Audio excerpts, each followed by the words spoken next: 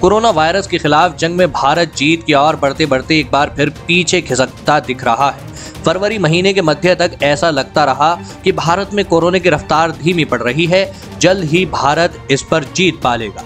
लेकिन कई राज्यों में एक बार फिर से रोज हजारों केस सामने आने के बाद अब ऐसा लग रहा है कि भारत में कोरोना की दूसरी लहर शुरू हो गई है।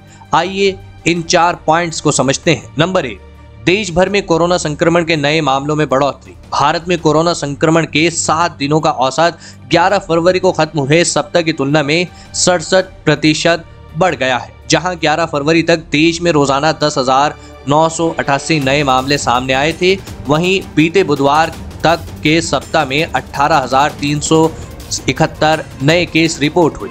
इससे साफ है कि भारत में कोरोना की दूसरी लहर आ गई। नंबर 2, जिन राज्यों में मामले राष्ट्रीय औसत से 2 गुने तेजी से बढ़ रहे हैं।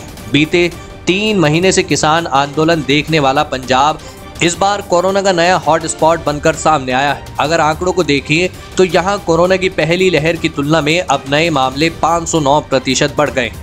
यहां 27 फरवरी तक के हफ्ते में हर दिन कोरोना के 181 नए मामले रिपोर्ट हो रहे थे। हालांकि इसके बाद पंजाब में कोरोना के मामले तेजी से बढ़ने लगे हैं। पंजाब के बाद महाराष्ट्र में एक बार फिर कोरोना के नए मामलों में तेजी देखी जा रही है। 11 फरवरी वाले हफ्ते की तुलना में यहां नए केस 331% बढ़ गए हैं। फरवरी में जहां महाराष्ट्र में औसतन हर दिन 2,415 नए कोविड केस सामने आ रहे थे, तो वहीं यह औसत बढ़कर अब 10,410 हो गए हैं। सटीक आंकड़े देखें तो महाराष्ट्र में कोरोना के सबसे ज्यादा मामले सामने आए हैं। राज्य में अब तक कोरोना के 11,52,057 मामले आ गए हैं, तो वहीं बुधवार तक कोरोना ने कुल 52,610 लोगों की जान ली है। बीते हफ्ते कोरोना के देश भर में आए नए मामलों में से आधे से ज्यादा महाराष्ट्र में थे।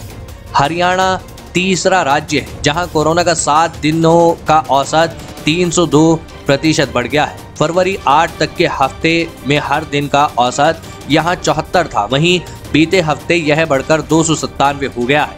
इन राज्यों के बाद मध्य प्रदेश में 164%, दिल्ली में 140% केस बढ़े। नंबर 3, संक्रमण दर फिर बढ़ना शुरू।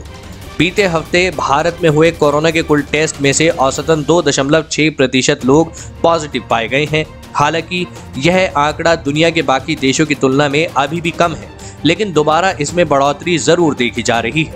1 महीने से भी कम समय में भारत में पॉजिटिविटी दर बढ़कर 1.6% से 2.6% हो गई है। नंबर 4, एक्टिव केसों की संख्या 20 दिन से बढ़ रही है।